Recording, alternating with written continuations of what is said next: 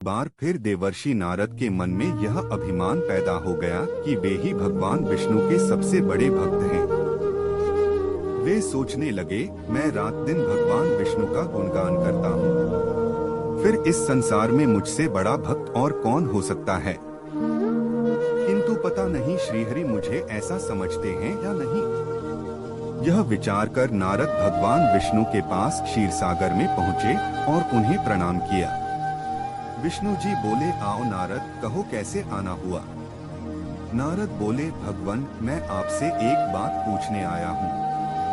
भगवान विष्णु बोले, मैं तुम्हारे मन की बात जानता हूँ नारद, फिर भी तुम्हारे मुंह से सुनना चाहता हूँ।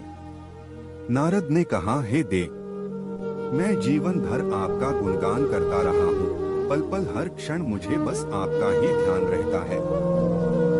आप मुझे यह बताइए कि क्या मुझसे भी बड़ा आपका कोई अन्य भक्त है संसार में। भगवान विष्णु समझ तो पहले ही गए थे कि नारद को अपनी भक्ति पर अभिमान पैदा हो गया है, किंतु अपने मन की बात छुपाकर वे बोले, नारद, इस प्रश्न के लिए तो तुम्हें मेरे साथ मृत्यु लोक चलना पड़ेगा। नारद बोले, ठीक है भगवान, मैं मृत्यु लोक चलने के लिए तैयार हूँ। भगवान विष्णु नारद को लेकर मृत्युलोक चल पड़े। धरती पर पहुंचकर दोनों ने किसान का भेष धारण किया और एक गांव के किनारे बनी एक झोपड़ी की ओर चल पड़े। विष्णु बोले, नारद, मेरा एक बहुत बड़ा भक्त यहाँ इस कुटिया में रहता है। आश्चर्य है, क्या मुझसे बढ़कर भी किसी की भक्ति हो सकती है। नारद के मुख से निकला, क्या वह भी मेरी तरह आपका ध्यान लगाए रहता है। आओ स्वयं ही जान लोगे। विष्णु ने कहा और उस कुटिया की ओर बढ़ गए। किसान उस समय कुटिया के बाहर अपनी गाय को बांध रहा था। उसके मुख से हरि हरि गोविंद का स्वर निकल रहा था। किसान भेषधारी विष्णु ने उसके निकट जाकर नारायण नारायण कहा तो किसान ने विनीत स्वर में पूछा, आप कहाँ से आए हैं भद्र, मेरे लिए कोई सेवा हो तो निःसंकोच बताइए। किसान वेशधारी भगवान विष्णु ने कहा, हम नगर जा रहे हैं, पर अंधेरा घिरने लगा है। वन में जंगली पशुओं का डर है, इसलिए रात भर आश्रय चाहते हैं। किसान ने प्रसन्न भाव से कहा, मेरी कुटिया में आपका स्वागत है भद्र, और जो रखा सूखा घर में है आपके लिए हाजिर है। भगवान ने मुझे आप लोगों की सेवा करने का अवसर दिया है, बड़ी कृपा हुई उनकी। बाहर दालान में एक खटिया पर दोनों को बिठाकर किसान अंदर गया और अपनी पत्नी से कहा, देवी, दो अतिथि आए हैं। किसान की पत्नी उस समय अपने बच्चों को भोजन परोस रही थी। धीरे से आटे का बर्तन दिखती हुई बोली, घर में इतना सा ही आटा है और ये बच्चे और भोजन मांग रहे हैं। किसान बोला, कोई बात नहीं, हम अतिथियों को भरपेट भोजन कराएंगे, तुम बच्चों को आज कांजी बनाकर पिला देना। नारद और भगवान विष्णु ने उन दोनों का सारा वार्तालाप सुना, फिर भी परीक्षा के लिए भोजन की थाली पर बैठ गए। जब दोनों भरपेट भोजन कर चुके तो नारद सोचने लगे, यह सीधा साधा गृहस्थ भगवान का सबसे बड़ा भक्त कैसे हो सकता है। उधर श्रीहरि ने किसान से और भोजन लाने की फरमाइश कर दी। बोले, मेरा पेट अभी नहीं भरा, क्या और भोजन मिलेगा।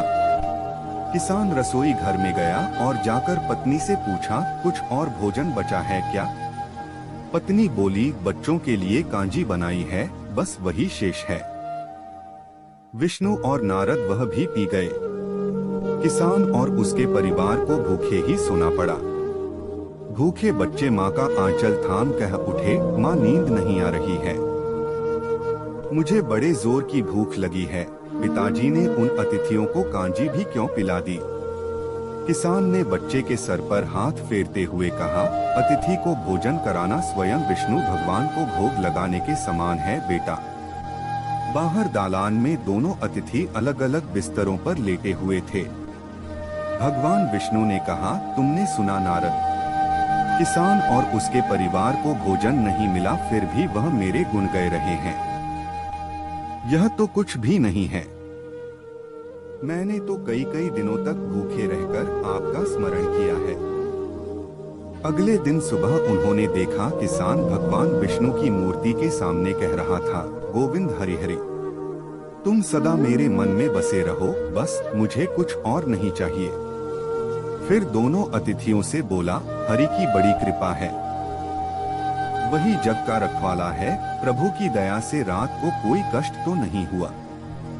जब तक आपका जी चाहे तब तक आप दोनों यहाँ रहे। मैं खेत पर जा रहा हूँ।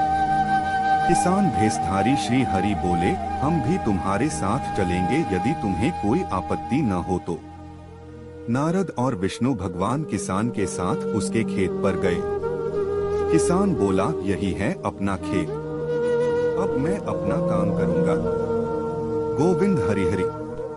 नारद बोले, तुम तो सत्पुरुष हो, भगवान के बड़े भक्त हो, हर घड़ी उनका नाम लेते रहते हो। किसान बोला, अरे कहाँ, काम से जब भी थोड़ा बहुत समय मिलता है तभी उनका नाम लेता हूँ। नारद ने पूछा, कब कब मिलता है समय? किसान बोला, सुबह उठता हूँ तब, रात को सोता हूँ तब, और दिन में जब भी काम से समय मिल जाए। ओह समझा, नारद के मुख से निकला। दोनों जब किसान से विदा लेकर चले तो नारद ने व्यंग्यात्मक स्वर में कहा, आपने सुना भगवान, वह सुबह शाम 2 बार ही आपका स्मरण करता है, जबकि मैं हर समय ध्यान करता हूँ, फिर भी आप उसे महान भक्त बताते हैं। नारद की बात सुनकर श्रीहरि चुप रहे, किंतु मन ही मन उन्होंने कहा, कारण भी जान जाओगे नारद। विष्णु ने एक कलश को तेल से लबालब भरकर नारद को दे दिया और बोले, नारद इसे अपने सिर पर रखकर बिना हाथ लगाए सामने वाली पहाड़ी तक ले चलो। ध्यान रहे इस कलश में रखे तेल की एक बूंद भी जमीन पर गिरने न पाए।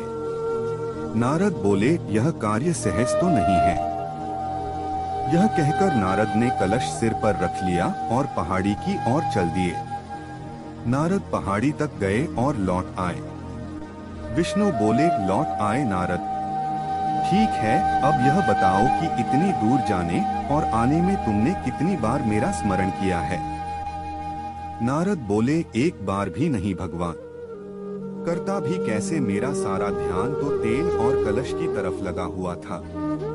श्रीहरि बोले, तब तुम ही सोचो, वह किसान दिन भर कठिन परिश्रम करता है, फिर भी 2-4 बार मेरा स्मरण जरूर करता है, और तुम एक बार भी मेरा स्मरण नहीं कर पाए। विष्णु की बात सुनकर नारद के अंतर्चक्षु खुल गए। वह श्रीहरि के चरणों में गिरकर बोले, मान गया प्रभु, जो संसार के झंझटों में रहकर भी आपका स्मरण करते हैं, वे ही सबसे बड़े भक्त हैं। इतनी सीख मिलती है कि हमें अपने ज्ञान के घमंड नहीं कराना चाहिए। कहानी अच्छा लगा तो लाइक और चैनल सब्सक्राइब करें और शेयर करें। धन्यवाद।